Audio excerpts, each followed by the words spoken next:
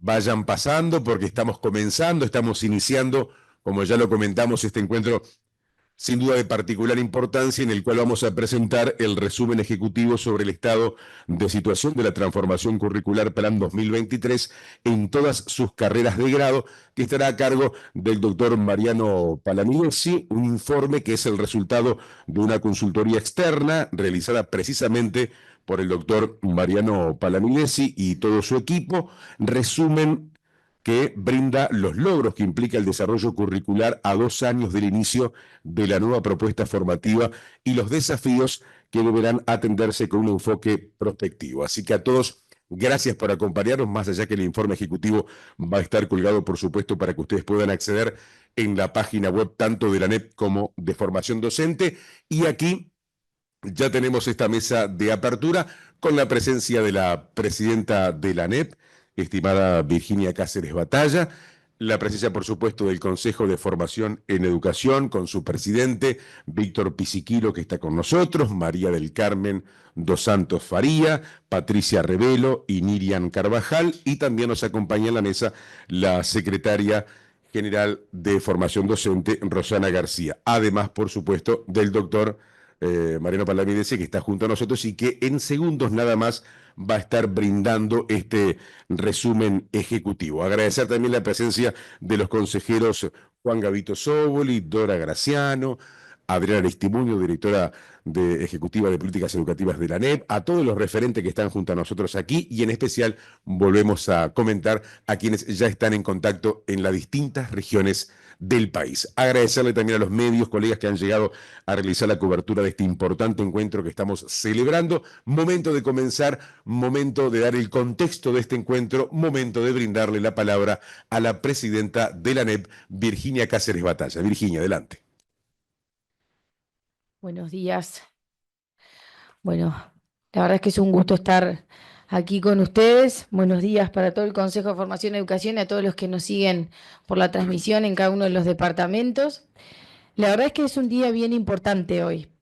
Y yo quiero, primero que nada, empezar reconociendo el inmenso labor que ha realizado todo el Consejo de Formación en Educación en la implementación, en el diseño y la implementación de esta transformación curricular que ha llevado adelante y que se está implementando ahora.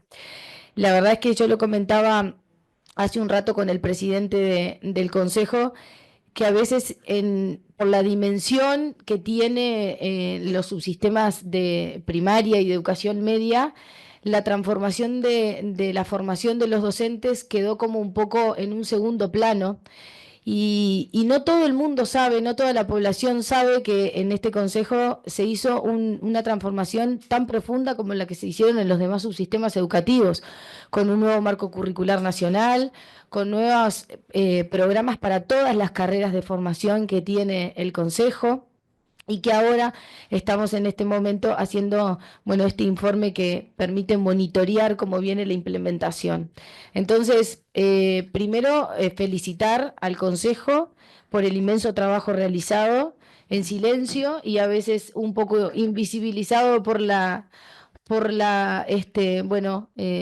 agenda pública que impuso que otras transformaciones tuvieran un poco más de prensa que esta.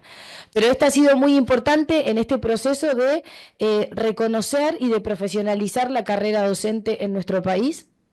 Y hoy este primer informe de monitoreo nos permite, bueno, identificar cuáles son aquellos aspectos que hay que seguir mejorando, aquellos aspectos que requieren algún tipo de ajuste y cuáles aquellos son los que se vienen realizando y vienen siendo implementados de manera correcta. Y esto, en cualquier diseño de cualquier política, es fundamental, porque poner en práctica, implementar una política de semejante tamaño como es un nuevo marco curricular y nuevos programas, implica, necesita y requiere tener la capacidad de ser monitoreada para poder bueno, ajustar aquellas cosas con la grandeza que significa también tener bueno, la visión de poder tener esa mirada crítica con el propio trabajo y tener la capacidad de ajustar aquello que no está dando los resultados que uno pensó cuando diseñó en el papel, pero que después en la implementación las cosas van cambiando. Así que seguramente este documento va a ser un insumo de trabajo fundamental para todo el Consejo para seguir mejorando este proceso de implementación. Estamos seguros de que así será y nuevamente felicitaciones realmente en nombre del presidente a todo el Consejo por el inmenso trabajo realizado. Muy bien, el agradecimiento a las palabras de la presidenta de la ANEP, iniciando este encuentro, y agradecer también al doctor Claudio Rama, estimado director aquí del IPES, gracias como siempre, hermoso instituto que nos recibe, así que el agradecimiento a él y a todo su equipo. Vamos, antes de la presentación del informe que ya comenzamos, que ya mencionamos al inicio de este encuentro, también para que dé algunos conceptos en esta bienvenida al presidente del Consejo de Formación en Educación, Víctor Pisiquilo. A ver, Víctor, adelante. Bueno, buenos días a todos. En primer lugar, agradecer a la presidenta del CODICEN, a los colegas del Consejo, al doctor Palamidesi, representantes consejeros de CODICEN y demás autoridades que hoy nos acompañan, director de planeamiento de CODICEN. Agradecerles a ustedes que están cada día en las aulas sosteniendo el proceso del desarrollo curricular de los planes de estudios, que son quienes construyen el plan de estudio, quienes construyen los procesos, quienes sostienen, quienes desarrollan y quienes crean y cambian aquellas cuestiones que son necesarias. Este es un trabajo que ha contado de una participación muy amplia, donde muchos actores del propio sistema y de fuera del sistema han aportado en el proceso de construcción, el cual hemos sometido a un análisis de una consultoría externa para ver dónde estamos, qué logramos y hacia dónde tenemos que seguir caminando. Una cosa es la mirada que uno puede tener como actor involucrado en el proceso. Otra mirada es la que nos pueden brindar especialistas que están por fuera del proceso, pero que conocen el sistema educativo nacional con las particularidades que éste tiene. Así que agradecerles a ustedes por el trabajo que cada día hacen y agradecerle al doctor Palamidesi por la dedicación en la cual le insumió este trabajo y que ustedes son conscientes también porque seguramente estuvieron recibiendo las consultas, las encuestas, las entrevistas, los focus group, ¿no? Y eso contribuye a hacer una lectura lo más amplia posible en este proceso de construcción. Sin más, entonces, dejamos por acá y vamos a lo que verdaderamente nos interesa y nos tiene ansiosos de conocer, que es el resultado de este trabajo. Así que muchas gracias a todos. Muy bien, gracias, presidente. Y ahora lo comentaba ya Víctor Pisiquilo. Vamos a presenciar, a observar, a visualizar allí en pantalla para todos quienes están de las distintas regiones conectados, la presentación que ya tiene preparada allí el doctor Mariano Palamidesi. Recuerden que antes del cierre vamos a generar un espacio de preguntas para quienes están allí en las distintas regiones, finalizada la presentación del doctor Mariano Palamidesi. Adelante, cuando quiera. Bueno, muchas gracias a las autoridades de la ANEP, al Consejo de Educación, a su presidente y a todos los presentes por estar aquí acompañando esta presentación. Para mí es, en lo personal, motivo de mucha satisfacción. Tuve hace 10 años la oportunidad de presentar un informe en el INED en el año 2015 sobre las estructuras curriculares de primaria y de secundaria. Y a partir de esa presentación se dio la oportunidad de presentarme al concurso y ganar el cargo de director ejecutivo y ejercerlo entre 2015 y 2018. Para mí un trabajo muy apasionante y donde intenté dar lo mejor para poner, digamos, acelerar la puesta en marcha del instituto y hacer contribuciones a través de los distintos informes para para diagnosticar mejor y tratar de ver alternativas de solución a algunos problemas que tiene la educación uruguaya y que yo creo que ha ganado conciencia en general algunos de los problemas estructurales que la educación tiene, así como muchas de sus fortalezas, ¿no? Como indican también las pruebas internacionales. Lo que les voy a presentar hoy, acordamos acá con Víctor Pisichillo llamar un estado de situación. No es estrictamente técnicamente una evaluación, sino que lo que intentamos un poco en este...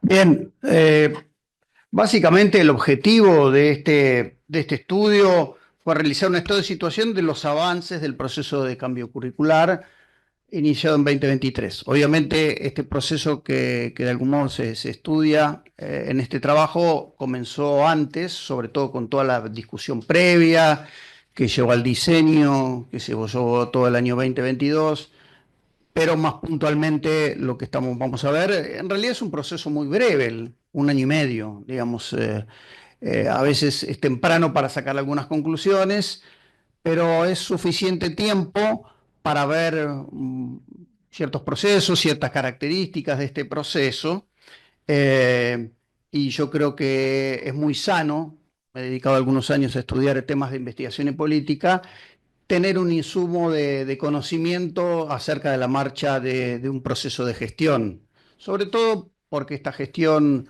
de la ANEP y del Consejo de Educación está cerrando y va a dejar a quienes vengan, a quienes les toque en suerte asumir estas responsabilidades a partir del año que viene, un insumo que seguramente es mejorable, pero que puede dar elementos de reflexión y ideas para continuar este camino.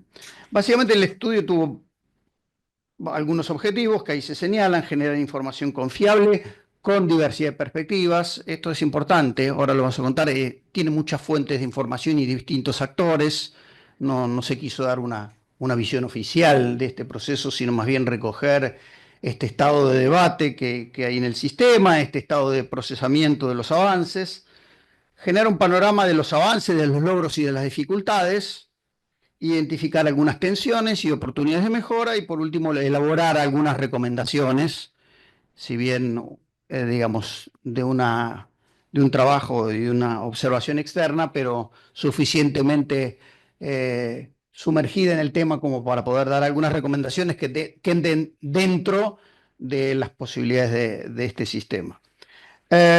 Básicamente el estudio lo que implicó fue una recolección de información acerca de los procesos de diseño, formación continua e implementación. O sea, básicamente el trabajo se desarrolla sobre 3 dimensiones: el diseño, vamos a ver algunas características; el proceso de formación continua que se puso en marcha para de algún modo viabilizar el proceso de reforma, y por otro lado el proceso de implementación en las instituciones. Esto se hizo a partir de análisis de fuentes documentales y de consultas a 5 tipos de actores. Por un lado, equipos técnicos, autoridades del Consejo, directores de institutos y centros, profesores mentores que tenían la tarea especial de desarrollarse como mentores, profesores de primer y segundo año que tomaban responsabilidades en los nuevos planes, y estudiantes de segundo año que ya en este 2024 ya tienen 1 año y medio de implementación de los nuevos planes.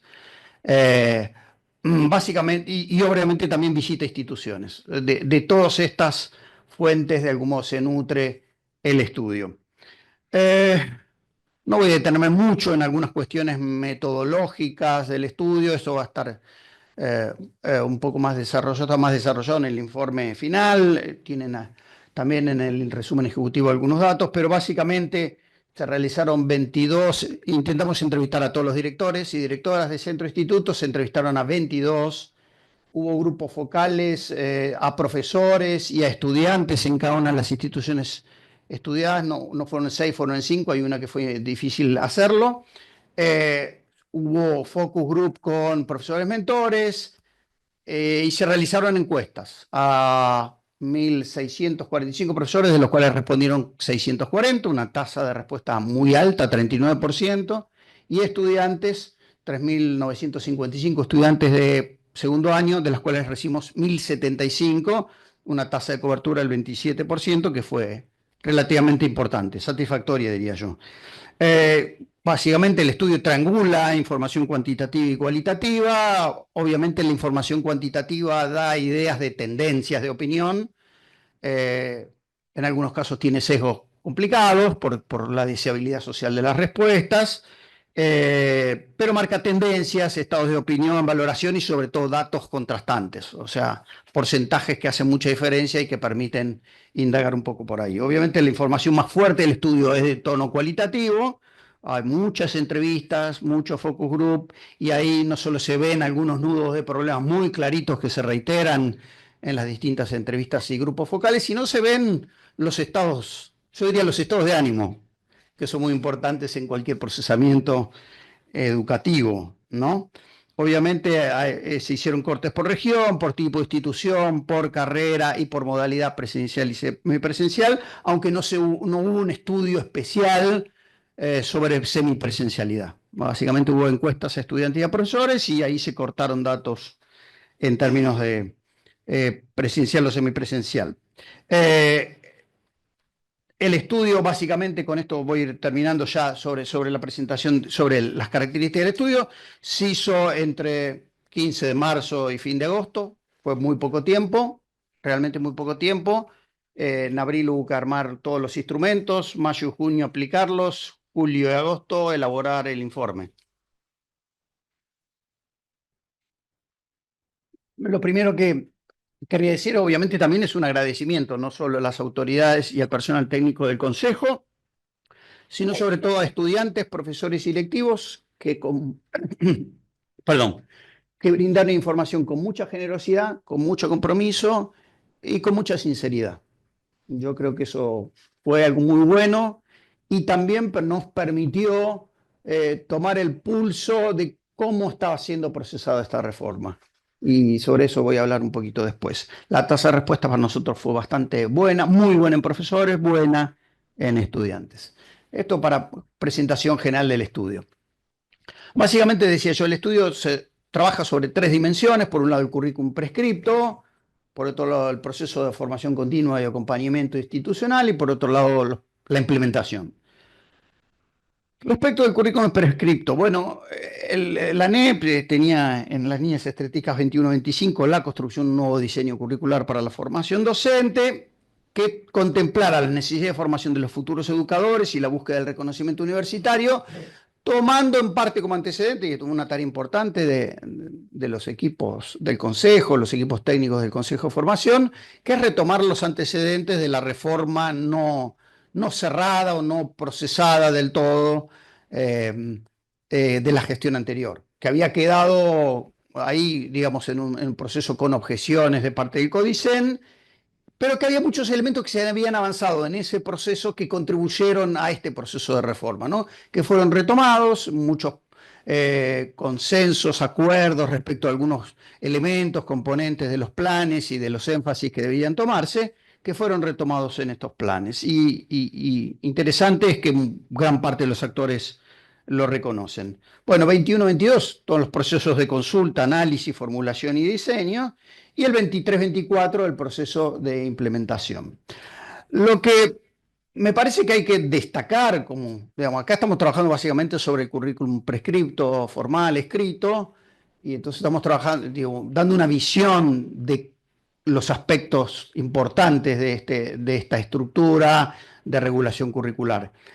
En primer lugar, que esta ofrece por primera vez una estructura unificada y balanceada que toma todas las carreras de formación en educación con una arquitectura común, con trayectos comunes y obviamente trayectos diferenciados, pero que da posibilidad de movilidad, da mucho más diálogo entre las distintas carreras y los distintos sectores, pero que al mismo tiempo consolida un núcleo profesional común que tiene que ver con elementos pedagógicos fundamentales y obviamente también con algunos elementos de las competencias de formación.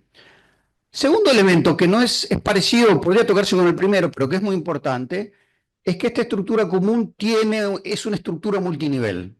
En términos de la regulación curricular esto es muy importante, parece un tema técnico, lo es, pero hay que destacarlo, que es que hay una estructura de marco competencial curricular, hay un elemento que son los planes y un elemento que son los programas. ¿Qué permite esto? Bueno, es una estructura que permite hacer cambios sin tocar todo el edificio, por decirlo de algún modo. Es decir, uno puede modificar programas por elementos, cambios, renovaciones de contenidos, no tocar necesariamente planes. Puede tocar planes, no tocar la estructura marco curricular y ni siquiera el esquema de competencias. O sea, hay un juego que cuando uno basa toda la regulación curricular solamente en planes de estudio, primero, dificulta la comunicación entre los planes, genera mecanismos muy idiosincráticos, cada plan evoluciona de acuerdo a las presiones o demandas de distintos sectores, dificulta la comunicación. Tener una estructura común, unificada con elementos compartidos, en un esquema multinivel le da una flexibilidad táctica, diría yo, a la regulación curricular muy importante, porque creo que se puede trabajar dentro de eso sin tocar los cimientos, las columnas, la estructura del edificio. Uno puede pintar las paredes, tirar una pared y cambiarla de lugar, pero la estructura, que seguramente tiene otras temporalidades, porque estas estructuras de regulación curricular tienen distintas temporalidades necesariamente. A veces hay que sacar una materia, poner otra, renovar los contenidos, renovar un trayecto y no tocar otros, renovar el trayecto común pero no los específicos. Estoy dando ejemplos quizá aleatorios, pero esto le da la posibilidad de seguir trabajando qué es lo más permanente, qué es lo que está. Y cuando uno siente que ya tiene que tocar lo permanente, bueno, ya es una tarea de otro aliento.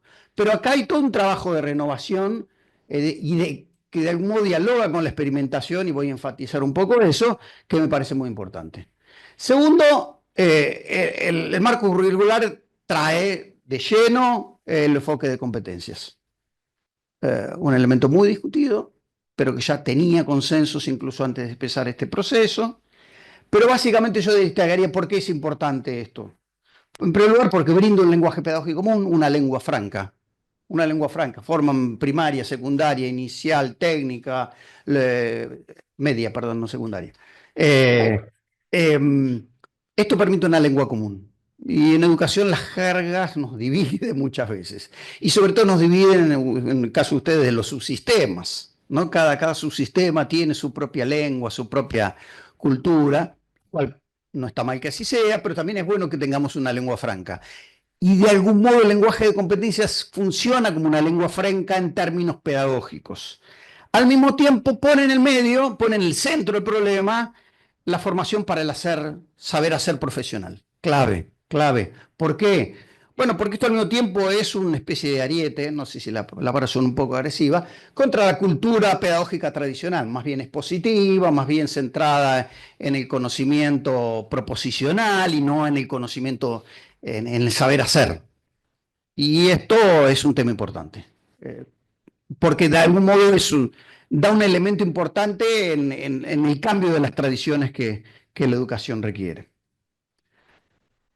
Otros elementos importantes del currículum prescripto que me parece importante señalar. En primer lugar, los avances en integración curricular, que los hay, son muy importantes. Obviamente hay un nuevo trayecto, es el lenguaje diverso, pero el que destaca y todos los actores destacan como importante, por muchos elementos, por su cuestión curricular, pero también por los elementos que se acompañaron a eso, es el trayecto de la didáctica práctica como eje de la formación.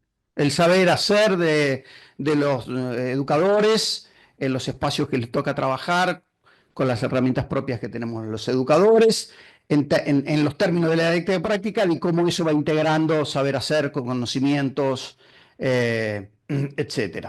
Esto es un elemento que fue muy valorado. Cuando uno toma las encuestas son el 90%. A veces los 90% no dicen nada, salvo que evidentemente hay mucho acuerdo. El otro elemento que me parece importante es que este plan incorpora muchos de los elementos propios de los currículums universitarios en la actualidad o desde hace ya un par de décadas por lo menos. Por un lado, el sistema de créditos, que permiten flexibilidad, otro elemento de flexibilidad dentro de esa estructura que yo señalaba, una menor cantidad de unidades curriculares, pasar de los esquemas más de 10, 12 disciplinas, 14, a veces, simultáneas, aunque no era estrictamente el número de los planes 2008, depende, pero a un número mucho menor, más propio del esquema universitario que permite mayor profundidad, mayor concentración, etc. Y el otro es el tema de la organización semestral de cursado, más propio de la universidad frente a las instituciones de formación que en general tenemos más bien las dinámicas anuales. Vamos a ver que esto también ha sido una fuente de tensión en la implementación. No es lo mismo dar una materia anual que dar una materia semestral. Todo, el ritmo, la gestión del tiempo, la importancia del tiempo en una materia semestral es muy distinta de la materia, perdón, hablando de materia, unidad curricular anual, ¿sí? Pero esto trae, y una de de algún modo, los señalamientos de los profesores, que muchos profesores dicen es, no nos alcanza el tiempo. Bueno, obviamente la respuesta es, hay que pensarlo de otro modo. Pero este debate está y me parece que es una de las tensiones que hay que ir trabajando en el desarrollo de la implementación. Lo último para señalar de los planes es la fortaleza de un plan por competencias, es la orientación al saber hacer.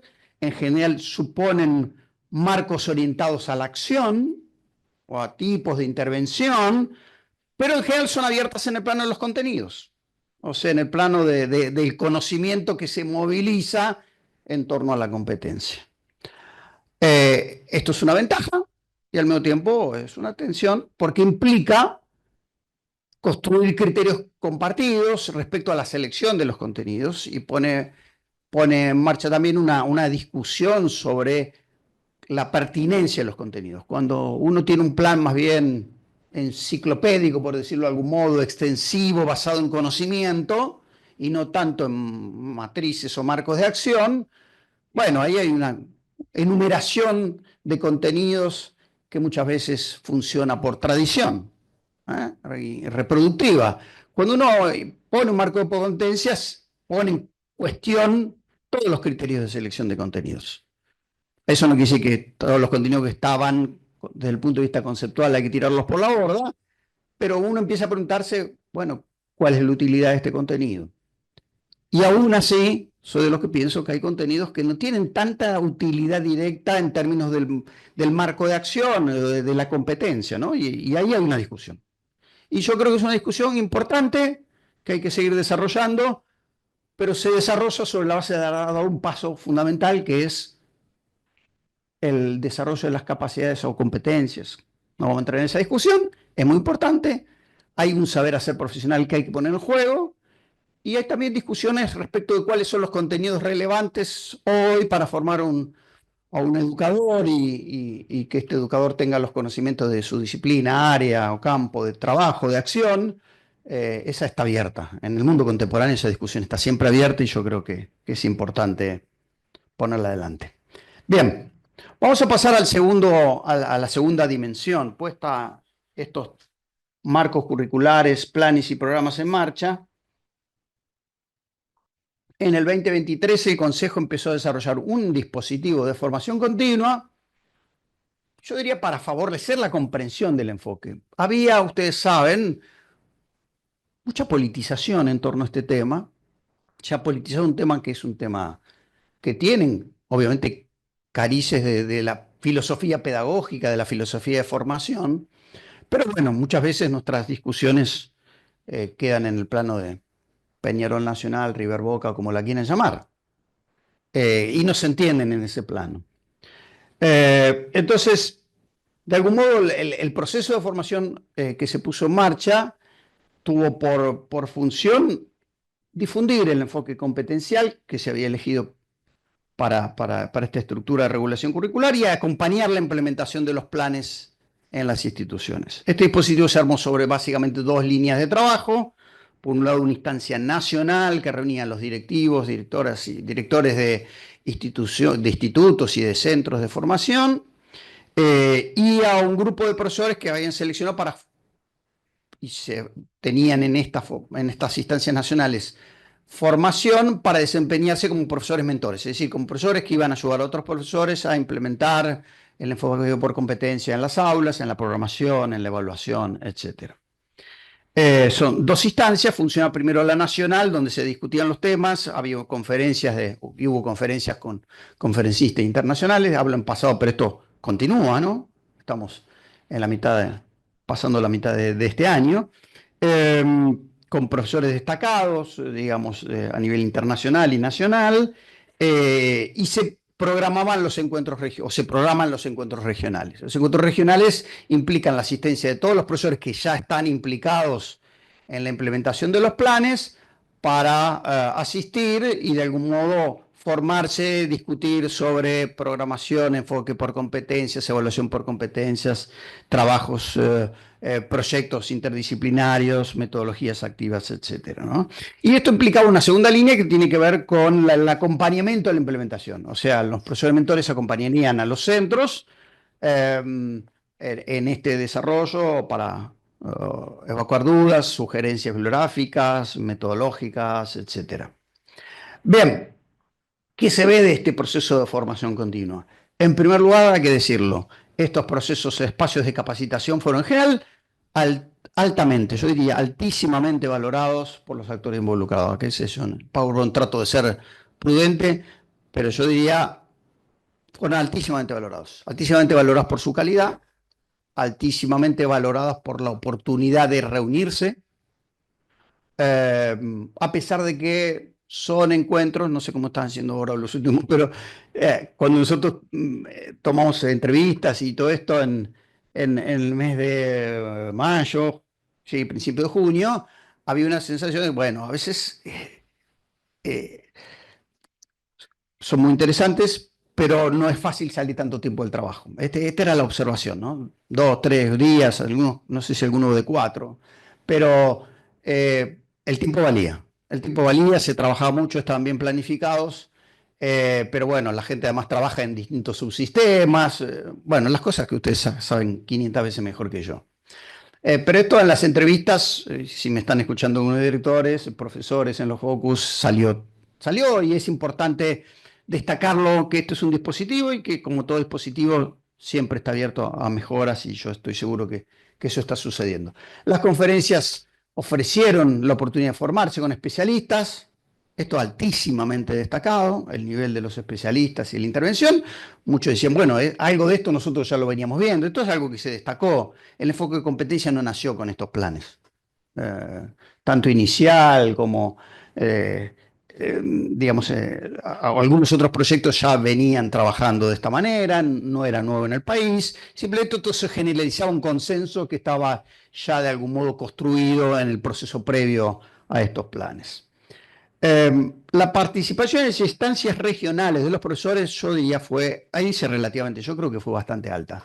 De las que responden la encuesta, los profesores, el 60% afirma haber participado de las instancias regionales. Yo creo que esto es una respuesta bastante alta como asistencia, aunque obviamente en las fases iniciales hubo algunos problemas, esto fue mencionado también muchas veces en entrevistas, especialmente situaciones que venían de la situación conflictiva del 2022 a comienzo del 2023, sobre todo en región metropolitana, que hizo un poco difícil las cosas al principio, pero todos coincidieron que esto se fue normalizando y que ya la situación del 2024 es de mucha colaboración, de mucha participación, y donde los elementos más de disrupción ya de algún modo han sido, yo no diría ni disueltos, me parece que integrados al proceso de la discusión profesional, que esto yo creo que es el tema clave, ¿no? Poner por delante una discusión profesional sobre la formación, sobre los instrumentos, las formas,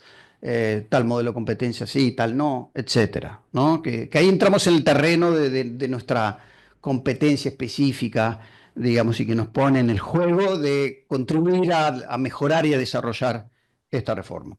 Al mismo tiempo, el 72% de los profesores respondió que en esta instancia les brindaron ideas interesantes para la enseñanza desde el punto de vista del enfoque competencial. Algunos dijeron, algunas cosas las sabía, ahora entendí. Sobre todo entendí que contenidos y competencias no se oponen. Y yo diría, esto es la clave. Esto es la clave de la comprensión. O sea, esto no era River Boca, gana uno, pierde. Pierden los contenidos, ganan la competencia. No es así. Y yo creo que las instancias de formación dejaron claro a los profesores que acá hay una integración en otra lógica de trabajo mucho más activa que supone movilizar el conocimiento para resolver problemas, para desarrollar capacidades, etcétera. Esto fue un logro muy importante de las instancias de capacitación y seguramente lo sigue siendo porque la discusión no termina y es obvio porque es parte del desarrollo de las ideas. El otro punto que no querría dejar pasar es que muchos señalaron, y un aspecto que me parece fundamental, que los encuentros fueron básicamente de una importancia, yo diría, relacional y social. ¿Qué quiere decir con esto? Encontrarse con colegas. Las instituciones a veces están muy aisladas, forman como comunidades no cerradas porque siempre se dice que somos endogámicos, son las instituciones, formaciones son endogámicas. Yo creo, bueno, a veces hay institutos más grandes, institutos más chicos. Los más grandes tienen otro orden de magnitud para procesar debates. Los más chicos esto es más difícil. Los encuentros permitieron entender que hay otras instituciones, otras realidades, que hay gente que trabaja como uno y uno se encuentra con gente que tiene los mismos problemas que uno. Los relativiza, pero al mismo tiempo se siente más fortalecido.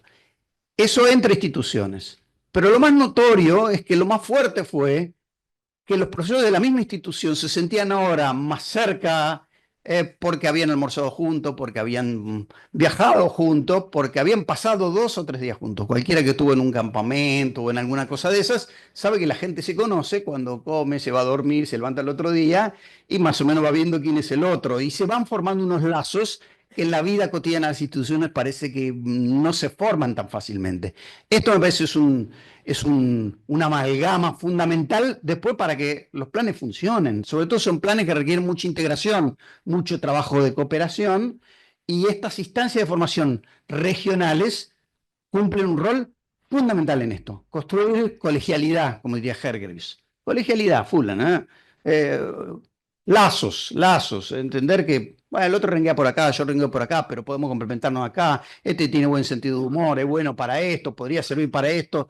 Toda esa informalidad que le da un cemento importante a la acción pedagógica colectiva. Última diapo de lo que quiero mostrar del proceso de formación continua. La secuencia de encuentros regionales y nacionales y regionales resultó un poco exigente para algunos actores. Terminaban uno y tenían que empezar el otro y tenían que planificar uno y ya ponerlo en acción.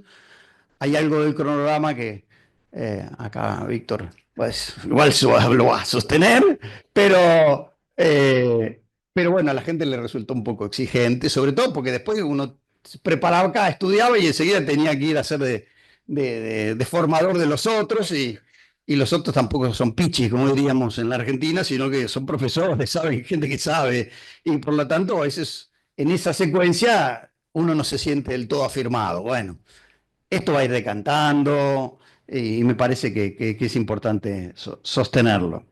La tarea de asesoramiento y apoyo que realizan los profesores mentores fue valorada favorablemente, más del 60% de los profesores.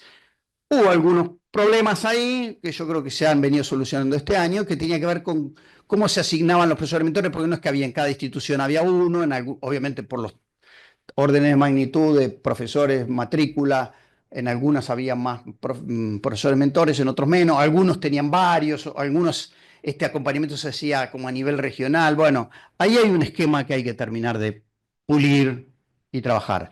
Pero de algún modo el cuerpo de profesores mentores funciona como una especie de cuerpo nacional que dialoga a nivel nacional con los directivos y con los expertos, pero al mismo tiempo tiene los pies en la tierra de las instituciones. Acá hay una conectividad importante que hace este equipo y que necesita rodaje. Necesita rodaje y los ajustes que se necesitan en este proceso. Pero sí son importantes como conectores nacionales de los problemas, de las novedades, de las iniciativas, innovación que surge de un lado y que pueden multiplicarse a otro. O sea, hay un tejido, hay una conectividad, una red que me parece que los profesores mentores cumplen y que es importante fortalecer. Bien, déjenme ir entonces al tercer punto del estado de situación, o a la tercera dimensión, que es el currículum en acción, cómo fue recibido y cómo se implementan los nuevos planes. Lo primero que voy a decir es que los planes, y esto surgía en todas las entrevistas, y al principio costó un poco. Porque, bueno, veníamos de una situación conflictiva. Algunos estudiantes dijeron que entraban con los nuevos planes, lo de los viejos planes, nos esperaron con un par de ataúdes negros en la puerta. Bueno, pero se procesó. Ellos dijeron, bueno, ustedes son porque son del viejo plan, nosotros del nuevo, a nosotros no nos importa. Nos dijeron muchas instituciones. Hay mucho folclore de esto. Lo cierto es que cuando nosotros fuimos a ver a las instituciones entre marzo, diría yo, y mayo de este año, el clima es de absoluta normalidad. No solo de normalidad, yo creo que una de las cosas que ha pasado es que hay un importante grado de acuerdo en directores y profesores, y esto se nota en las encuestas, acá no quisimos llenar de datos, eso puede estar está en el informe extenso y están todas las bases de datos de las encuestas. Respecto de los planes, el cambio era necesario y el enfoque competencial es bienvenido. Después hay algunas discusiones, no voy a decir en los márgenes, de matices, que son lógicas. Somos un sistema educativo, no somos el ejército o una fuerza de seguridad, y por lo tanto las diferencias de criterio, de opinión, deben ser bienvenidas y cultivadas productivamente. Todos los docentes consideran que el enfoque de competencias es un aporte significativo para modificar la enseñanza expositiva. De ahí que se logre, hay pasos, no es automático, pero sí la percepción y el convencimiento de que estamos dando un paso que es relevante para repensar las prácticas de formación. El predominio de la evaluación tradicional, automático, era la asignatura anual, los parciales, el examen parcial y punto. Entonces han surgido nuevas formas de evaluación conjunta, se ven todas estas cosas, se ven evaluaciones hechas por portafolios, por distintas formas de evaluar, que no es el examen escrito de mera comprobación de conocimiento. El enfoque competencial también ha permeado la tarea, no solo las concepciones, ¿no? Y sobre todo yo diría, ha ganado legitimidad. Como diciendo, esto es relevante y esto está bien y estamos dando un paso en la dirección correcta. Y ahí algunas cifras, ¿no? de tendencia. 90% considera que su incorporación es útil para enfrentar los desafíos de la formación en educación, ¿no? Esta cosa de no se trata de enseñar listado de contenidos, sino de desarrollar capacidades analíticas, capacidad de acción, y a partir de ahí, bueno, ¿qué contenidos empieza alguna discusión? O, obviamente, yo creo que son discusiones abiertas en esta renovación multinivel de la regulación curricular de la cual yo hablaba. El 90% dijo sí, que con el enfoque de competencias tuve que revisar y jerarquizar contenidos a enseñar. La idea de que pensar en la competencia me implica jerarquizar y cambiar a veces o ajustar el criterio de selección de contenidos. Esto, imaginen que al mismo tiempo viene vinculado con la semestralización. Tengo menos tiempo, tengo ciertas competencias que tengo que desarrollar, entonces ahí mi criterio extensivo de conocimiento cambia. Tengo que tomar otro tipo de decisiones pedagógicas y de programación. Y el 80% dijo, o estuvo de acuerdo con la idea de que hay que equilibrar el desarrollo de competencias profesionales con el dominio de contenido disciplinar. ¿No? Esto es un tema, lo decía, de la capacitación. Pensar en esos términos es que ahí está bien planteado el desafío. Ya no se trata de, yo diría, presentar o exponer la disciplina, sino que tengo que pensar qué capacidades tengo que contribuir a desarrollar en los estudiantes y cómo cruza esto con un espacio o de disciplina, área o de intervención sobre el cual me toca trabajar. Ahora, lo que quiero destacar, que no están los números ahí, es que buena parte de los directores, los profesores también, se ven en los focus group, un porcentaje importante es decir, entusiasmo, porque esto implica que tenemos que volver a pensar, ¿no? Y que estamos habilitados a pensar. ¿no? Cuando uno tiene el programa y el listado de contenido, ya está. O sea, no digo que no se piensa, porque se puede renovar, se puede hacer bien, se puede hacer mal, pero esto implica pensar, y además cuando la competencia tiene una proyección temporal más tarde, tengo que pensar con otros, porque tengo que pensar en este desarrollo de capacidades a lo largo del tiempo, que es lo más difícil. Cómo me coordino con otros en mis criterios de selección y en mis criterios, en mi jerarquización de lo que voy a enfatizar cuando estoy pensando en el desarrollo de una capacidad a lo largo de 4 años. Pero esto ha desplegado en muchas instituciones, muchos profesores, ganas, entusiasmo, como una creatividad que no estaba, porque antes, en un currículum un poco más de colección y juxtapuesto, esto no está habilitado, cada uno tiene una tarea y punto. Y acá la tarea está muy basada en la comunicación con otros, por mayor colegialidad, pero sobre todo por el problema de la competencia. Bien. Semestralización. Acá, ahí el dato cuantitativo, ahí es cuando el dato cualitativo dice cosas, que también está lo cualitativo. Bueno, el 60% de los profesores dice, no me alcanzó el tiempo con el semestre. ¿Sí? Esto es un desafío. Esto es un desafío porque tenemos que ajustar o tenemos que seguir cambiando formas de trabajar en este esquema. Este es un nuevo esquema y hay gente que, claro, en la versión tradicional de exposición o presentación de un programa de contenido secuencial, claro, un semestre no es lo mismo que un año, pero no se trata de eso, se trata de desarrollar ciertas capacidades y adquirir ciertos conocimientos que apoyen ese desarrollo de capacidades y bueno, y hay que ajustar el tiempo a eso. Bien, está claro que esto implicó modificaciones en la forma de trabajar de los docentes, de seleccionar y trabajar contenido-competencia.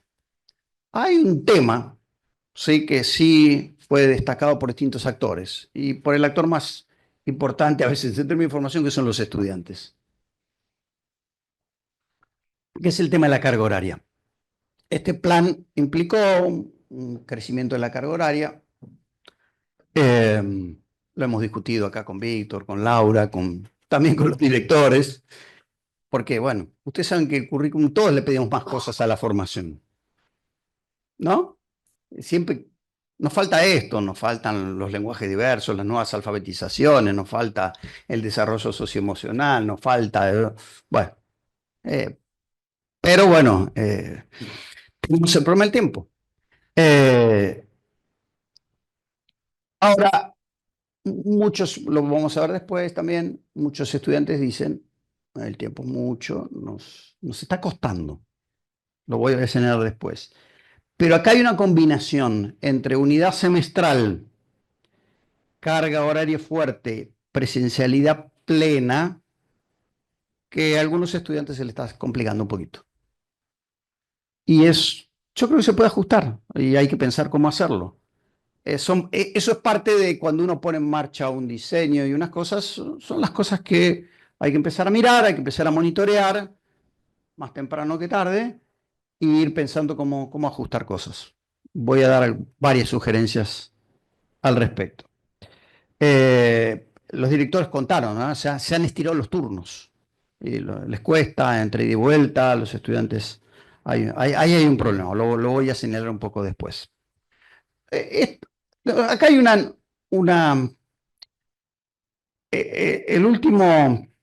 los últimos 2 puntos que quisiera señalar respecto de la implementación y de la enseñanza. Esta reforma curricular fue acompañada con la puesta en marcha de un nuevo mecanismo de asignación de horas docentes, que es la unidad horaria de desarrollo, de desempeño docente, siempre dedicación, desempeño, UHDD, esa no me lo olvido. La implementación de su UHDD fue, yo diría, absolutamente exitosa en algunos aspectos. En primer lugar, lo voy a decir, el 94% de los profesores que respondió a la encuesta dice trabajar en una o 2 instituciones. No hay mucho que agregar. O sea, tremendamente exitosa para producir concentración, que debería ser el prerequisito para una mayor participación, mejores condiciones de trabajo, menos dispersión, mayor compromiso. Creo que ya nadie discute que esto es importante. Al mismo tiempo, ayudó a una cobertura más rápida de horas. Yo no tengo la cifra, no nos dedicamos a estudiar eso, el Consejo lo tiene, lo puede estudiar también, pero todos destacan que si bien tenían algunas horas, cuando fuimos a la entrevista, nosotros hicimos la entrevista con los directores en abril, les quedaban algunas horas por cubrir, me decían tal, la hora tal, de tal, tal, tal. La cobertura de horas fue mucho más rápida, más oportuna que años anteriores. Esto es también un efecto de esto. Y al mismo tiempo, por resoluciones administrativas, en este paquete, una reducción de la rotación de profesores. Esto es clave también, ¿no? El profesor que cambia, toma horas a mitad de año y cambia, etc. En un esquema anual es complicado, en un esquema semestral hubiera sido criminal. ¿Por qué? Porque los tiempos son más cortos. Entonces, la eficiencia en esto tiene que ser más amplia porque el tiempo es muy importante en unidades semestrales. Obviamente después hay algunos efectos que los actores, tanto los profesores como los directores, directoras, señalan como a trabajar. Hay algunos problemas que señalan de a veces pérdida de especificidad en la asignación de un profesor por departamento en la OHD puede tomar horas que a lo mejor hubiera profesores con más pertinencia. Redujo mucho la cantidad de profesores. Mucho, yo diría. No tengo un número exacto, pero si yo tengo que pensar es por lo menos en un 25-30%, 25%, la cantidad de profesores que están contratados en la institución. Esto facilitó a los directores conocerlos. Me decía, mira, yo a final de año tenía que evaluar 200 profesores, no le veía la cara, no sabía quién era, ya algunos ya. Esto ayudó a bajar eso y a un mayor control y sensación de conocimiento del equipo docente. Dentro de efectos está que algunos directores dicen, bueno, perdimos algunos profesores que tenían pocas horas porque tienen otros consejos o otras cosas, pero que era muy útil y muy importante tenerlos, ¿no? Tenían diversidad. Eso es uno de los efectos que también se señalan, esos problemas. Pero voy a decirlo, en el balance de este tema es altísimamente positivo y efectivo. Bien, desde el punto de vista de la enseñanza, voy a decir así, de lo que sucede en las aulas con los enfoques nuevos y los planes, uno puede decir, un estudio de esto tiene, y sobre todo a corto plazo, tiene limitaciones importantes. Primero, uno no puede estar en todas las aulas y uno no puede basarse en lo que la gente declara.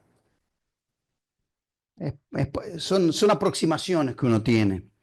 Y tercero, uno no puede atribuir a decir, si uno ve una clase que funciona programada por competencia y todo, uno no se la puede atribuir al plan necesariamente, porque a lo mejor este profesor o profesora ya venía trabajando así.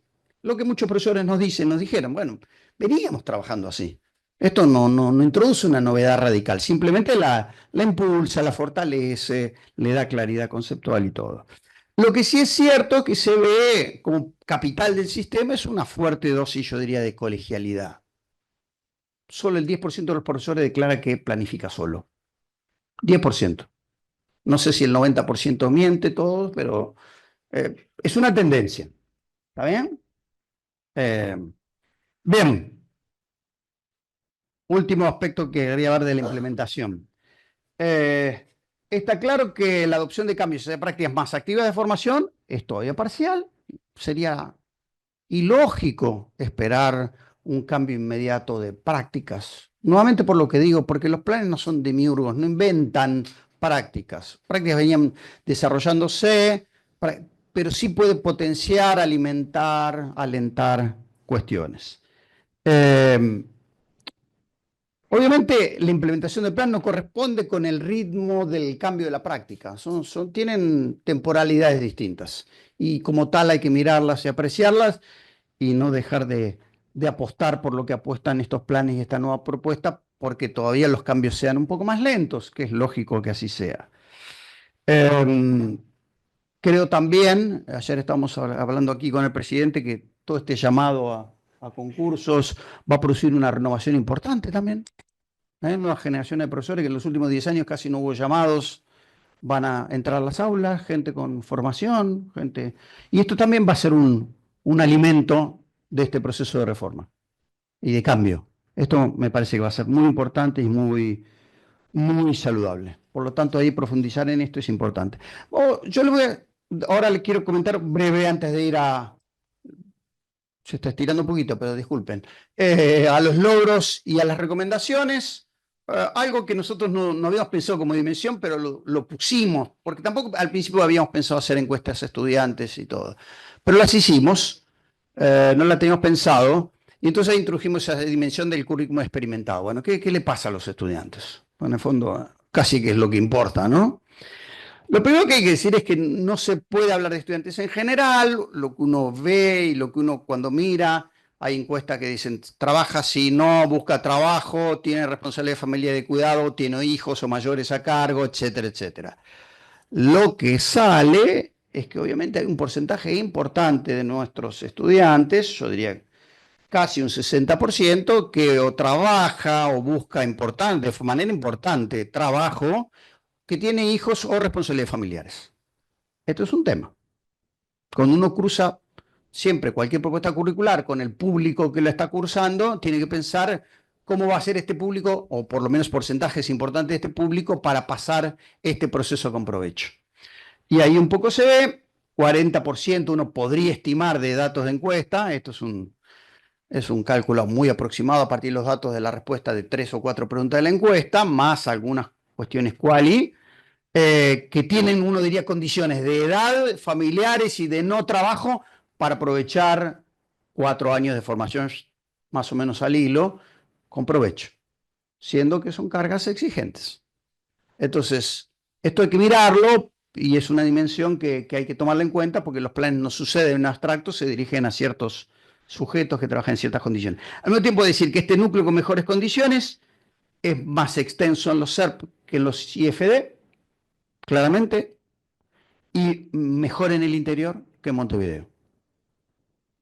Esa es así la tendencia, ¿no? Con lo cual uno hasta podría tomar decisiones de política de cómo avanzar, más rápido, menos, y hacer adaptaciones distintas ahí donde tiene más peso de una cosa y la otra. Son cosas que habría que discutir como opciones de política hacia adelante. ¿Qué les pasa a los estudiantes con esto? En primer lugar, los estudiantes valoran muy positivamente la semestralización. ¿Por qué? Y porque le da sensación de avance. Sensación de que, bueno, voy avanzando, puedo. No tengo que esperar a fin de año para darme cuenta de que puedo. Voy acreditando, voy avanzando. Pasos un poco más cortos. Son muy importantes, sobre todo para estudiantes de estas generaciones. Lo voy a decir así. Son muy importantes. Esto es importante. Al mismo tiempo, yo diría que así como los estudiantes expresaron en muchos casos mucho entusiasmo, mucha alegría por que de repente tienen que investigar, hacen relaciones, que con esto de las competencias relacionamos cosas, al mismo tiempo muchos señalan que el ritmo es exigente, que las jornadas son largos y que el tiempo para poder estudiar es limitado. O sea, mucho cursado, me queda poco tiempo para estudiar. Yo creo que hay que buscar una solución a esto. Obviamente se puede discutir, pero bueno, en función de esto que a nosotros nos aparece en este estudio, yo creo que habría que considerar la posibilidad de pensar algunas soluciones para este tema. Y ahí aparece, el 52% está pudiendo cursar normalmente el curso teórico del plan. 52%. El resto lo cursa a un otro ritmo. Con éxito, pero a un otro ritmo. Es decir, hay una mitad que lo va a hacer en 5, 6, 7 años. Tomando a veces edades de ingreso, esto es un tema. Porque hay un porcentaje importante de los estudiantes que entra con 25 y más años, 30 y más años. Con lo cual uno calcula y proyecta y las demandas familiares, el trabajo, tira. Eso un esquema. Bien.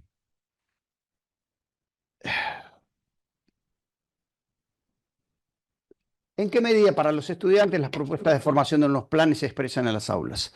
Los estudiantes obviamente ¿qué dicen? Y algunos profesores que no los cambia nadie. Perdón. Hacen lo que hacían y está bien, enseñan y vienen, dan las lecturas, exponen. Pero también notan que el enfoque competencial muchos profesores lo enuncian, lo ponen en juego, y lo que voy a decir es, a los estudiantes les gusta este juego. Esto se nota.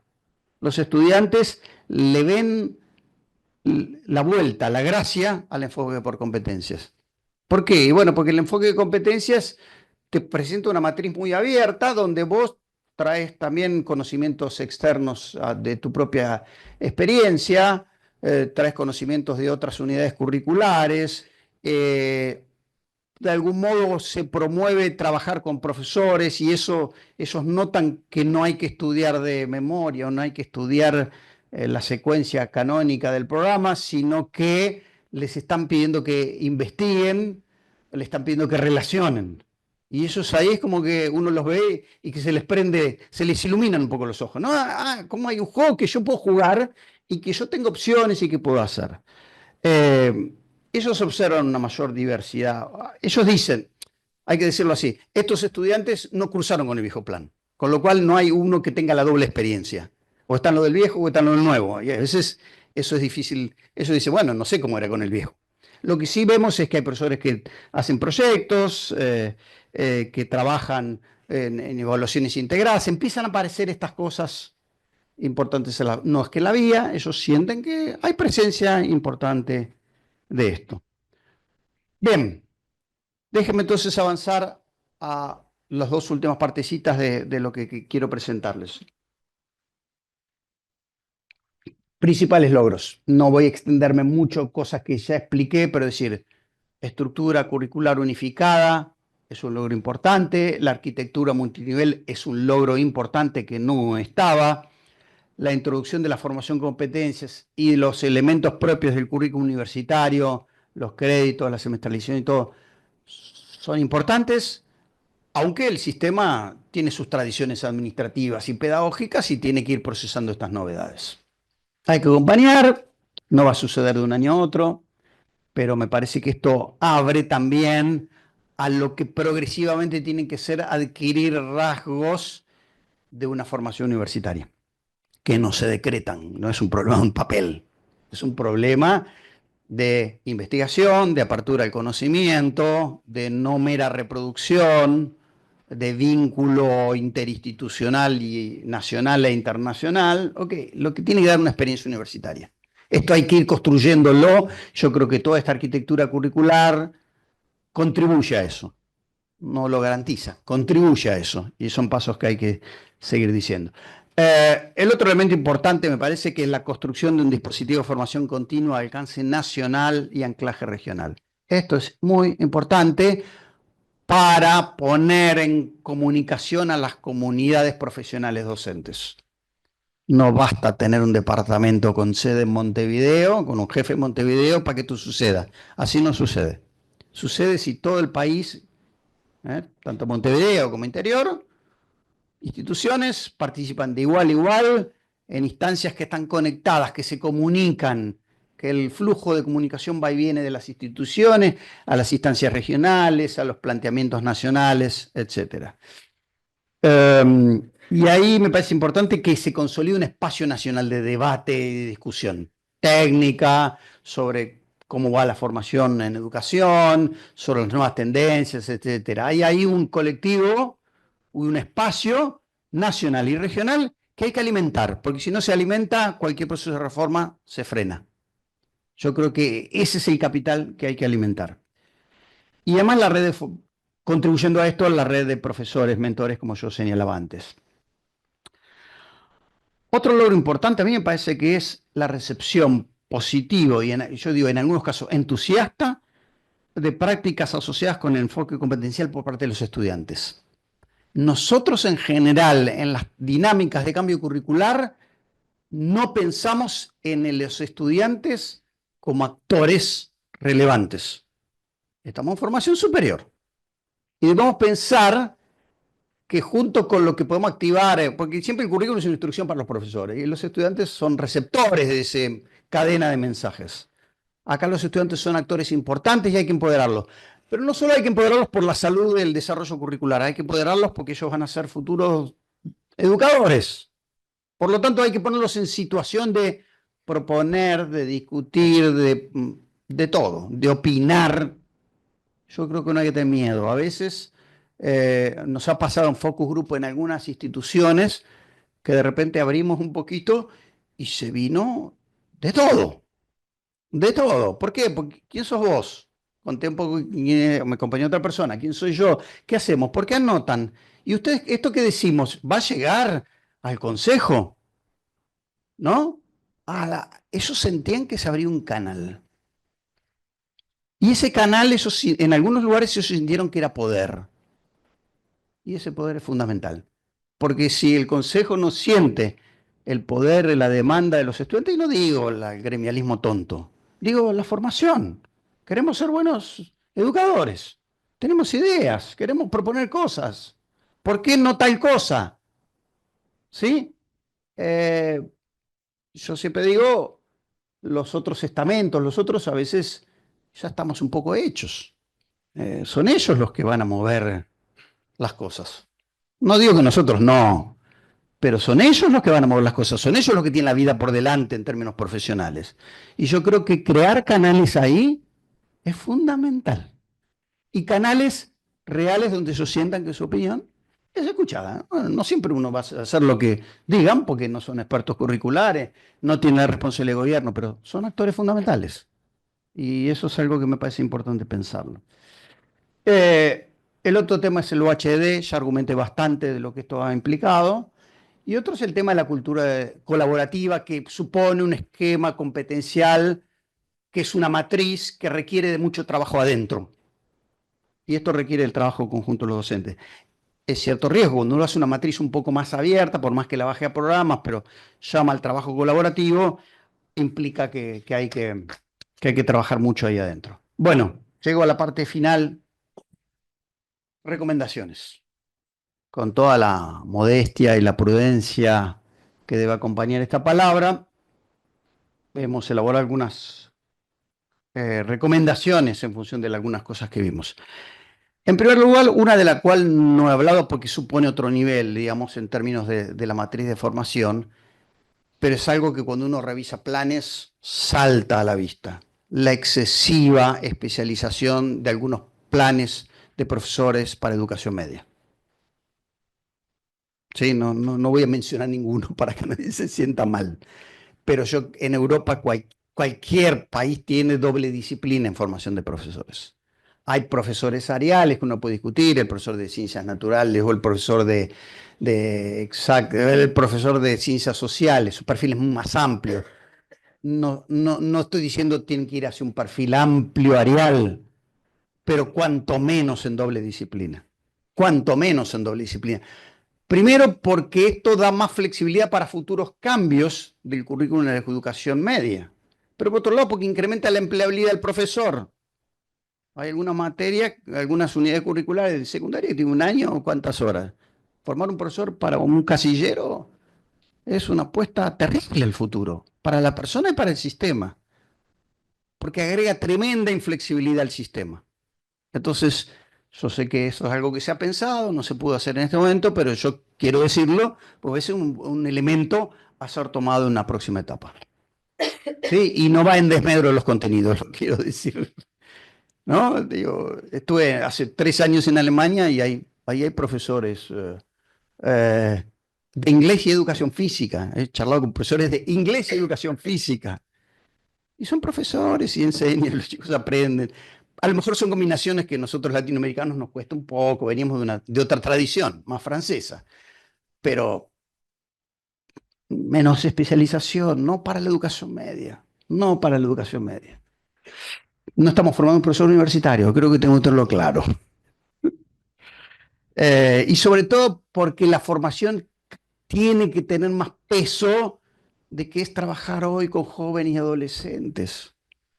Esto no es fácil, no es los que están mirando y son profesores y todos los que están acá, es una tarea difícil, muy compleja. Hay que tener herramientas para eso. Y no es necesariamente por reforzar fuertemente el perfil disciplinario. Que no digo perder nivel académico, digo más ancho de banda, más flexibilidad, posibilidad de pensar con dobles o triples disciplinas en la cabeza. Yo me dedico a la educación, pero básicamente leo historia y sociología. Mi cabeza funciona así. Y la de todos creo que funciona así. ¿Por qué un profesor lo ponemos solo con una? ¿No? Bien, el otro tema que hay que evaluar bien para ver cómo se sigue trabajando es el tema de la semestralización y de la carga horaria. Un tema que hay que mirar. Hay que ir monitoreándolo, a ver qué pasa con los estudiantes, etcétera. Hay que mirar corte, hay que hacer estudio de corte para esto. Un punto importantísimo para nuestro punto de vista. El plan adoptado el sistema de créditos. El sistema de créditos permite diferenciar entre la hora de docencia directa y la hora de trabajo autónomo del estudiante. Bueno, las cargas horarias están cargadas sobre créditos. Yo creo claramente que hay que bajar un poquito la hora de exposición directa del profesor. Y está bien que la hora de crédito autónomo se desarrolle a lo mejor en la institución, porque hay una biblioteca, un lugar, y si el estudiante va a la casa, se le suben los chiquilines a la cabeza, o no tiene un buen lugar, lo puede hacer en la institución, pero que lo haga trabajando solo, en grupo, de manera autónoma, en la biblioteca o consultando al profesor, pero no en clase. Entonces acá hay un balance que se puede hacer dentro del plan, sin tocar los planes. ¿Sí? Y esto sería una manera de sentir que uno aliviana la carga, porque cuando yo me fui a mi casa, ya está, ya estudié, ya hice el trabajo, lo hice en el instituto, lo hice en el centro, como parte de las horas, porque eso es el crédito. El crédito expresa trabajo académico. Puede ser clase, pero puede ser trabajo autónomo, estoy haciendo una monografía, estoy preparando un trabajo, etc. Entonces hay que incrementar más tiempo de trabajo autónomo, porque eso es lo que busca el sistema de crédito. ¿Sí? Si no, usamos el crédito casi para la docencia directa. Sé que no es así, tenemos algunos intercambios ahí con el profesor Pisichilo, pero me parece que lo que hay que lograr es que si hicimos un plan cargadito de horas, que los estudiantes por lo menos se vayan del instituto habiendo ya hecho todo lo que tienen que hacer y en su casa hagan las cosas que hay que hacer en la casa de uno. ¿Está bien? Bueno. Obviamente ahí hay que trabajar sobre la especificación de las competencias, es un trabajo que queda para adelante, que puede hacerse a nivel regional, a nivel nacional, etcétera, etcétera. Respecto a la formación continua, ahí hay cuestiones que ajustar, a lo mejor sobre las funciones y las asignación de los profesores mentores, que es una función muy valorada. Una cosa que creo que está sucediendo, pero me parece bueno señalar, que es ampliar la agenda de los encuentros nacionales, ya no solo a cuestiones de formación, sino a debates, a discusiones. Los directivos, los directores, directoras de los institutos y de los centros son actores fundamentales en la construcción del clima del sistema, de las orientaciones del sistema, de la construcción de consensos, de la circulación de novedades. Hay algunas instituciones que sin estos mecanismos están muy aisladas. Entonces hay que generar una caja de resonancia de debate profesional, político, educativo y profesional. Obviamente ahí hay que mejorar un poco la articulación de los encuentros nacionales y regionales y algunos aspectos del acompañamiento que no me voy a detener ahora. Respecto de la implementación, UHD, yo digo decir, en 2 o 3 aspectos, éxito absoluto. Hay que revisar algunos elementos de funcionamiento, de algunos efectos de las UHD que se podrían entender un poco, que ahí lo dice respecto de la adaptación local, por ejemplo, la posibilidad de administrar pequeños paquetes de hora por institución para contratar a algún profesor que no puede constituir UHD. Es una posibilidad. Es una decisión de política, no me corresponde a mí, pero es una posibilidad que está para crear unos elementos de flexibilidad ahí. Dicho esto, el sistema funciona. Obviamente después está el tema de los llamados a concursos. Yo creo que una de las cosas que muchos directoras señalaron es que llamaban gente y los listados eran tan viejos, listados de hace 10, 11 años, no funcionaban, había que hacer llamados, ¿cómo se llaman de urgencia? Abreviados, esos. Aspiraciones. Aspiraciones, perdón. ¿No? El lenguaje a veces no es exacto. El llamado aspiración que se está haciendo en este momento, yo creo que es un proceso fundamental. Va a renovar, va a traer gente con mayores titulaciones por un programa generacional y además me parece fundamental que eso se haga a nivel nacional y que el profesor que esté en Melo o en Artigas, no sé cuánto, forme parte de una evaluación con estándares nacionales. Eso me parece que prestigia el sistema, le da nivel y hace la necesaria renovación del cuerpo de profesores. Bueno, respecto a nivel institucional, una posibilidad sería, como decía ahí, dar mayor, y esto lo permite mucho la arquitectura multinivel curricular y también el espíritu de gobierno del Consejo, que se empezara a pensar algunas atribuciones a nivel local y a los directivos para administrar algunas horas, para ver formas de asignar mayor proporción de horas de estudios y trabajo a los estudiantes, de buscar espacios, etcétera, y también para en todo caso definir modalidades de dictado, virtual, no virtual, algunas, o según a veces circunstancias locales, cuestiones desde transporte a todas estas cuestiones, o posible concentración, modificaciones del horario, etcétera. Yo creo que ahí hay que dar flexibilidad a nivel local para incrementar la adaptabilidad de la regulación curricular. Último diapositiva y cerramos por aquí. Hay que mejorar los sistemas de información a los estudiantes. Yo sé, dicho a los directores y directoras, que tuvieron que empezar a implementar con mucha incertidumbre. Algunos dijeron, la regulación sobre esto llegó más tarde, muchos profesores dijeron, las pautas de evaluación llegaron más tarde. A veces los cambios son así, no son siempre todos prolijos y perfectos. La situación del 2024 ya es muy distinta en esto, pero un plan que tiene semestralización, que tiene créditos y que tiene electividad de unidades curriculares, requiere un estudiante mucho más informado para tomar decisiones. Porque cuando el plan es único, one fit for all, digamos, el mismo plan para todos, anuales de tal materia que te tocan, primero, segundo, tercero y cuarto, no hay nada que elegir. Uno se mete arriba del tren y el tren te lleva. ¿Está bien? Pero este plan no es así. Por lo tanto, a los estudiantes hay que darles información. Yo sé que es cierto que las instituciones no tuvieron toda esa información en su momento, eso está bastante más consolidado ahora, pero el hecho de ir informando no solo a principio de año, sino recordando cuáles son las reglas de juego y cómo se promociona el tema porque se promociona por crédito más algunas unidades obligatorias, estas reglas que se saben y son... Ustedes se sorprenderán cuánto los estudiantes no saben de estas reglas. O porque no las preguntaron, o porque no se las dijeron. O cuando se le dijeron no estaban, cosas que suceden. Hay que ser, yo digo, insistentes en la comunicación, hay que ser redundantes, porque supone un estudiante que tiene que elegir. Junto con esto hay un tema que hay que señalar, que es el tema de la necesidad de cambio en la gestión administrativa. No se puede hacer una inscripción anual cuando hay materias semestrales. ¿Por qué? Y a mí me fue mal en el primer semestre, yo había elegido tales ahora, pero ahora tengo que elegir una que me permita pasar de año. Si yo no hago una segunda inscripción, me sale una palabra que no la puedo decir, me jodí, perdón. ¿Está bien? Entonces, si yo hago una inscripción, si yo tengo una semestral, tengo que hacer una doble inscripción. Sobrecarga sobre los sistemas, pero si vamos a la semestralización, vamos en serio, ¿no? Y vamos a tener que ahí adaptar mecanismos de inscripción para que, ok, me fue así, me fue así, ahora me conviene hacer tal en vez de tal. Por el horario, porque me da los créditos, o porque es la obligatoria, que como fallé la otra, esta la tengo que meter porque si no, no paso, no sigo avanzando. Esto requiere mucha información a los estudiantes, explicarles el juego, porque parece que el juego se aprende solo. No se aprende solo, pero al mismo tiempo hay que hacer doble inscripción.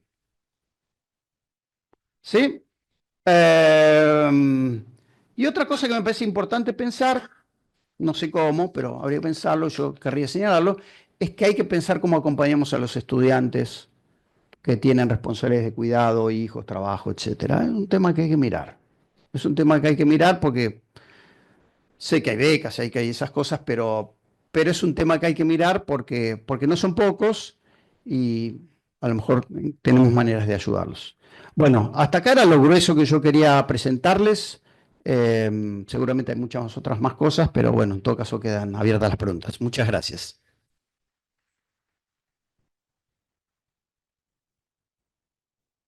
Muy bien, gracias, doctor, por esta presentación. Ya ahí visualizamos en pantalla con la precisión de los distintos centros educativos, comunidades que estaban siguiendo este encuentro.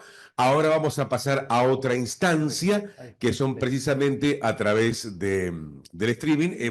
El equipo de la asesoría, obviamente Ademar Cordobés y Laura, estuvieron allí recogiendo las distintas preguntas para darle continuidad y forma a esto. Van a reagrupar las distintas preguntas por temas y tanto Laura como Ademar van a estar respondiendo. Obviamente que tenemos muchísimas preguntas. Yo simplemente le comento a la presidenta de la ANEP que sabemos tenemos otra actividad ahora a las 12, allí en el edificio del Consejo Directivo Central con la presentación del monitor de UTO, así que evalúen las autoridades cuánto tiempo nos podemos quedar aquí en esta instancia para luego, por supuesto, en este caso puntual, algunas de las autoridades presentes van a participar del otro evento. Bien, comenzamos con las preguntas. Atención todos los equipos docentes y técnicos de los distintos centros que nos están siguiendo. Laura y Ademar, no sé si vamos a tener pantalla, cámara para ellos o audio solo. Bien, Audio. bien, vamos a Ademar y Laura entonces. Bueno, buenos días. Lo que hicimos es, como siempre, ir agrupando las preguntas por tema. Evidentemente, algunas las podremos transmitir y otras se las transmitiremos al ponente para que él luego nos acerque las respuestas y las hacemos llegar a las regiones. Las primeras dos refieren más a lo metodológico de la investigación. Dice así, la primera: ¿los instrumentos empleados y las bases de datos son de acceso público? Y la segunda: cuando expuso acerca de la respuesta de los docentes a la encuesta, se ve que respondió aproximadamente un tercio de los docentes. ¿Puede llegarse a alguna conclusión con ese índice?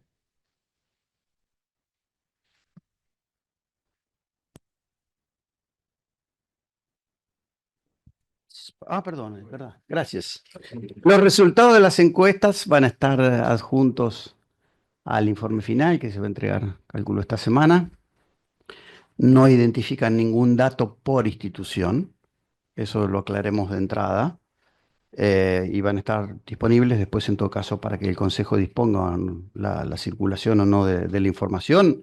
Se pudo procesar lo que se pudo procesar, son básicamente análisis de frecuencias muy sencillos, ¿no? Después no había tiempo ni posibilidad ni estaba previsto hacer análisis más complejos de esa información.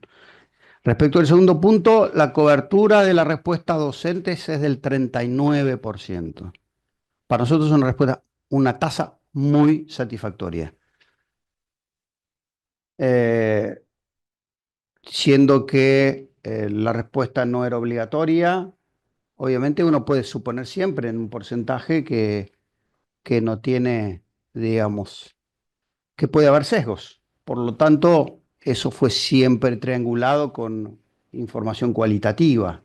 O sea, ninguna, yo diría, información cuantitativa, resultado de una encuesta que diera un valor alto, por ejemplo, fue tomada en la medida que no se correspondiera con las opiniones que recolectamos en grupos focales, en entrevistas, etcétera. ¿Se entiende? En ese sentido, ninguno de los datos, sobre todo los datos cuantitativos, tiene un valor probatorio en sí mismo. Como tasa de respuesta para una encuesta de este tipo, es más que satisfactorio. ¿Cómo se consideró en cuenta el territorio y la realidad de todo el país?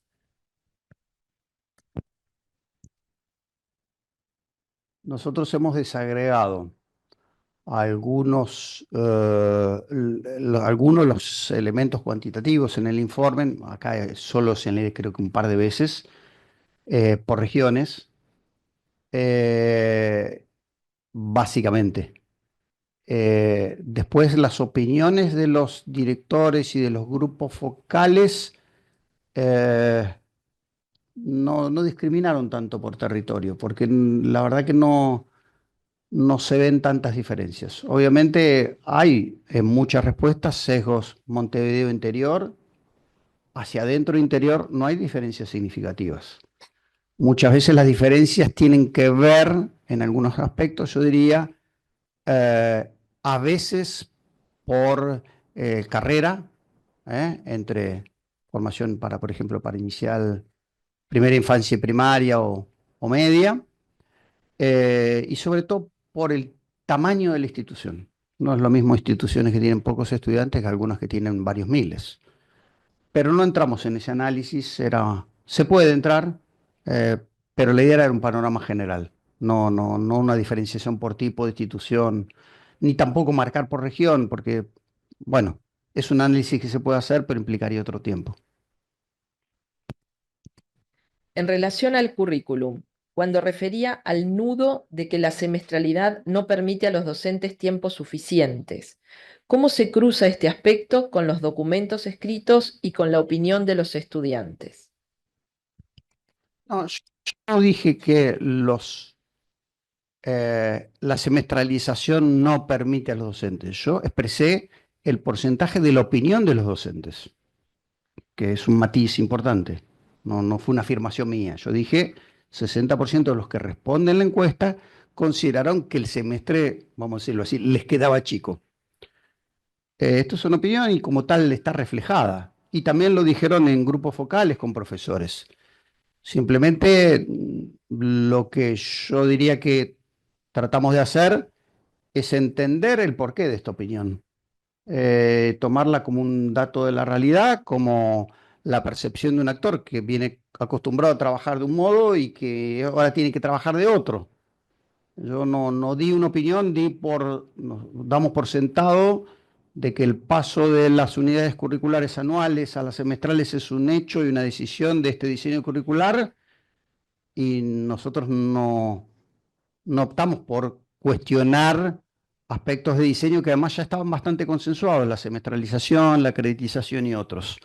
Por lo tanto, consideramos que era una decisión, más bien, si bien tomada por la autoridad competente, era una decisión que tenía alto consenso de la comunidad profesional, que está expresado en documentos anteriores a este proceso. Por lo tanto, claro, uno puede decir, bueno, vamos a la semestralización, vamos a los créditos. Bueno, cuando se semestraliza, vas a encontrar que te va a implicar cambiar cosas y que de algún modo, como todo cambio, hay un proceso de ganancia y pérdida que hay que evaluar y ver cómo se hace. Pero no fue una opinión de nuestra parte. Creo que hay un trabajo para hacer para que la semestralización funcione y puede funcionar muy bien. Traslado dos preguntas que creo que en las orientaciones generales del final se atendieron, pero cumplo con plantearlas. Durante su exposición hizo referencia a ¿qué sugerencias podría brindar para el inconveniente de los tiempos presenciales que demanda el plan de estudio en los institutos, especialmente en lo asociado a las instancias presenciales entre docentes y estudiantes? Sí, bueno, de algún modo en las recomendaciones finales se trató ese tema. Creo que efectivamente hay un problema de carga de turnos largos. eh, y me parece que la forma es trabajando sobre la regulación del crédito, básicamente. Y obviamente hay que crear los espacios y las prácticas, institucionalizar prácticas donde los estudiantes tengan espacios de trabajo autónomos, lugares, y los profesores estén a disposición para trabajar con ellos si los estudiantes lo requieren, que es muy típico en cualquier institución universitaria donde el profesor está en su lugar de trabajo y los estudiantes van a consultarlo si lo necesitan. Bien, pregunta que va dirigida al tema UHDD. ¿Se evaluó el tema de formas de construcción de la UHDD, por ejemplo, cuando quedan horas que no permiten conformar una UHDD? Sí, eso surgió en las entrevistas con directores, directoras y profesores, el tema de mecanismos de completamiento de horas para constituir una HDD, sea de 10, 20, 30, 40, 45 horas, con algún tipo de plan de trabajo y todo, y las consultas que se hicieron o los expedientes se abrieron al Consejo para autorizar. En algunos casos está destacado en el informe final, yo no lo señalé aquí. Eso implica un tiempo de autorización que en algunos casos se ha demorado un poco. Esto me consta que las autoridades del Consejo lo saben porque lo saben y porque además yo lo he planteado. Y entiendo que es un mecanismo yo decía ahí, junto con el éxito hay efectos a veces no deseados que hay que ver cómo se trabajan y me parece que es parte de lo que hay que seguir corrigiendo hacia adelante.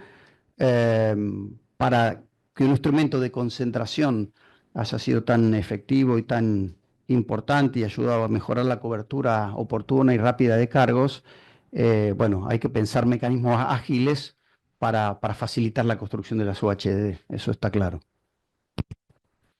Bueno, el tiempo es tirano. Tenemos una cantidad de preguntas y se van acumulando más.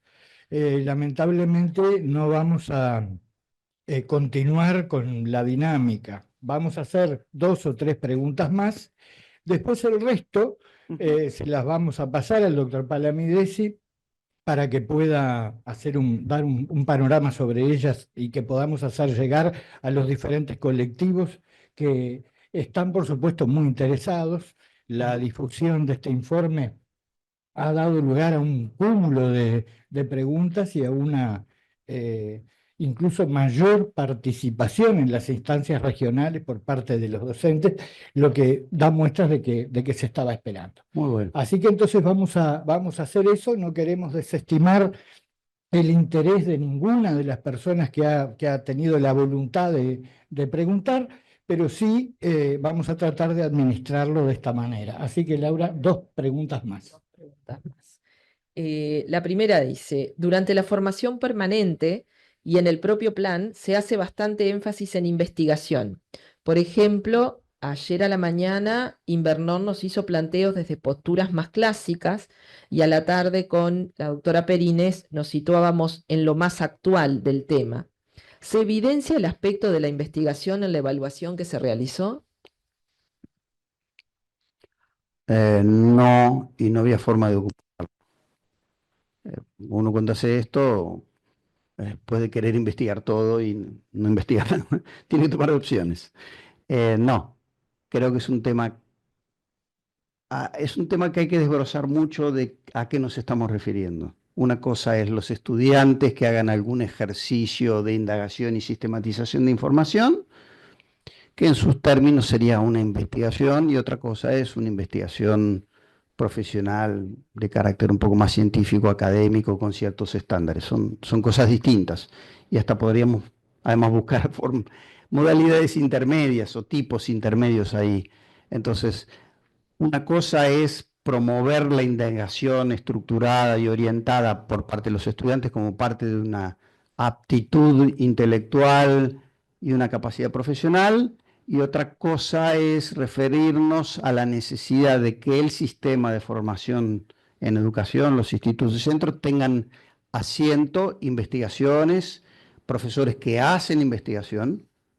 Y esa es una política que creo fundamental para la próxima etapa, pero que hay que ir paso a paso. Hemos visto muchas experiencias de declarar profesores investigadores así de manera universal, y la práctica de la investigación y el ethos y la cultura de la investigación no se inventan por decreto. Se necesita gente que decide emprender eso como parte de su actividad profesional y su interés vital. Así que eso va a haber que hacerlo de una manera incremental. Algo estuvimos conversando también con el profesor Pisichillo sobre el tema, y me parece que es fundamental también para que el sistema vaya desarrollando y consolidando rasgos universitarios. Pero eso es distinto a promover la indagación estructurada, digamos, y rigurosa por parte de los estudiantes como parte de su proceso de formación. Son 2 cosas distintas. Después podremos hablar mucho sobre cada una de las 2. Si bien hay diversidad de preguntas, algunas asociadas no tanto al estudio, sino a la opinión, a saberes de otras realidades, por ejemplo, la valoración de egresados competenciales en universidades de otro contexto, etcétera, vamos a trasladar una última pregunta que creemos que puede ser productiva para esta instancia. Dice, según su opinión, ¿cuáles serían las orientaciones más urgentes a atender por parte de nosotros como docentes que estamos trabajando hoy en las regiones?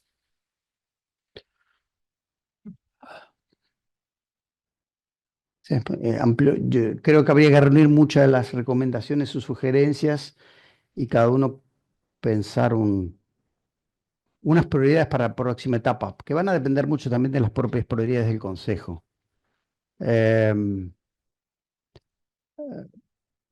Me parece que tenemos que escuchar también a los estudiantes, eso es muy importante. Tenemos que escuchar a los estudiantes y tenemos que pensar en cómo ellos están atravesando esta experiencia de formación y ver cómo podemos tomar decisiones para que aprendan todo lo que tienen que aprender, pero que al mismo tiempo lo hagan desarrollando alegría, motivación, porque a veces nuestras exigencias hacen que la experiencia de los estudiantes sea bastante estresante y cuando uno se estresa no aprende. Entonces, yo miraría un poco eso. No somos absolutamente responsables porque obviamente los estudiantes y todos nosotros vivimos en sociedades o con nuestros propios problemas, nuestras propias restricciones y dificultades del ambiente, pero hay decisiones pedagógicas que podemos tomar para tratar de ayudarlos a ellos, y no digo bajar el nivel, no digo hacerlo menos interesante, no digo eh, ser menos ambiciosos en el perfil formativo, pero sí pensar las maneras y las decisiones pedagógicas para que la formación sea intensa, que tenga impacto, pero que al mismo tiempo ellos los entusiasme, porque el capital de entusiasmo de un docente es casi todo. Vamos, si egresamos estudiantes, que ya serán después dos educadores, que en 4 años han perdido o se les ha desgastado el entusiasmo, es un problema. Entonces, cuidar el entusiasmo de los estudiantes es un capital fundamental y yo creo que todos podemos pensar y tomar decisiones para eso. Muy bien. No tenemos más preguntas. De Mar Laura, perfecto, ya lo que comentan. Tenemos muchísimas, pero obviamente se les llega. Exacto. Antes de que creo que el presidente quería hacer una síntesis final, un mensaje, una reflexión final del encuentro, el consejero Juan Gavito quería formular una pregunta. Bueno, buen día, muchas gracias por el aporte. Vamos a mirar con tiempo el trabajo. La pregunta es concreta. En las conclusiones y recomendaciones, usted hace una afirmación muy jugada, dirían los muchachos, en cuanto a tratar de evitar la excesiva especialización en educación media. Mi pregunta es, ¿cuánto de eso es producto de esta investigación y cuánto es producto de su observación y reflexión a lo largo de sucesivos años y diferentes planes? Profesor, ¿no? Profesor Gavito, usted me pescó enseguida. No sale de este estudio. O sea, a ver, sí sale del estudio cuando uno mira planes y dice, profesor en, ¿no? No voy a dar ejemplos. Decidí no voy a dar ejemplos, pero sí mi observación del sistema de educación media es que proveer a la educación media de un profesor muy especializado es un problema enorme, porque le quita flexibilidad. Yo creo que hay que desespecializar un poco algunas cuestiones. Yo creo que eso para la educación media es un tema, sobre todo la especialización de salida, pero para eso necesitamos un profesor un poquito más polivalente, un poquito más polivalente. ¿Cuánto no? Es una decisión que tienen que tomar ustedes, pero yo creo que ahí hay una matriz que heredamos del pasado, que hay que tomar decisiones. Y eso sí, efectivamente viene de otros estudios, de otras ideas. Este estudio que mencioné del 2015, que publicó el INED sobre el currículum para primaria y secundaria, plantea en parte ese problema. Lo plantea desde el punto de vista de la estructura curricular, no tanto de las titulaciones. Pero bueno, estas dos cosas dialogan entre sí. Y si nosotros en una estructura curricular le proveemos un profesor con poca movilidad y solamente centrado en su disciplina, tenemos un problema. Así que sí, es cierto, no sale directamente, aunque el estudio cuando miraba en general algunos planes, eso salta a la vista. Muy bien, presidente del CFE, lo invitamos a cerrar. Bien, bien. Bueno, finalizada la presentación en la cual el doctor Palamidesi nos ha hecho sus aportes, sus conclusiones, creo que a todos nos convoca a reflexionar y analizar estas cuestiones en procura de lo que nos une, que es lo mejor para la formación de los futuros educadores.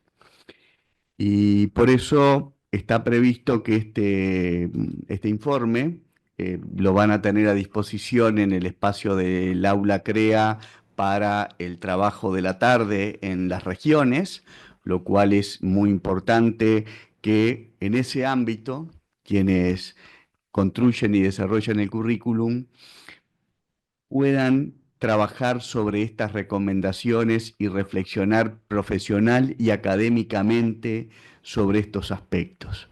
Esto es muy importante porque va a permitir recoger insumos a los mentores, ¿tá?, para la actividad que seguramente desarrollaremos el 4 de noviembre, que se trabajará sobre estos aportes y las reflexiones que de esta tarde surjan, que seguramente serán muchas y seguramente muchos de ustedes hay cuestiones que las estaban percibiendo, cuestiones que ya estaban viendo cómo implementar acciones para mejorar esos procesos. Hay otras que aparecen hoy que seguramente en ese intercambio que van a tener lo van a poder abordar. Y también a la luz de todo el trabajo académico que se ha venido haciendo, ¿tá? Porque si bien esta sería la última instancia de formación regional en este modelo por este año, dado que el 9 y 10 de diciembre estará el Ateneo de presentación de las experiencias formativas, ¿tá?, requiere también esto ir pensando, ir generando terreno para el trabajo en las coordinaciones de centro, en los trabajos de sala, en las proyecciones de finales de año, y también esto va a ser insumo para la preparación de las actividades del año lectivo 2025 en ese trabajo que se realizará en febrero. Así que sin más, porque tenemos que ir terminando, dado que las autoridades tienen otra instancia, ¿tá?, agradecemos a todos el trabajo, agradecemos al doctor Pallavides y los aportes, el trabajo y la dedicación que a esto le realizó en todas las entrevistas y demás que estuvo realizando junto con su equipo, porque no es tampoco un trabajo en solitario, es un trabajo de equipo. Agradecer a todos ustedes que están virtual y los que están presentes, y a las autoridades y a todos los que aquí estamos, y seguramente el Consejo tendrá mucho para trabajar, mucho para reflexionar, mucho para estudiar y para proyectar en base a estos aportes. Muchas gracias a todos.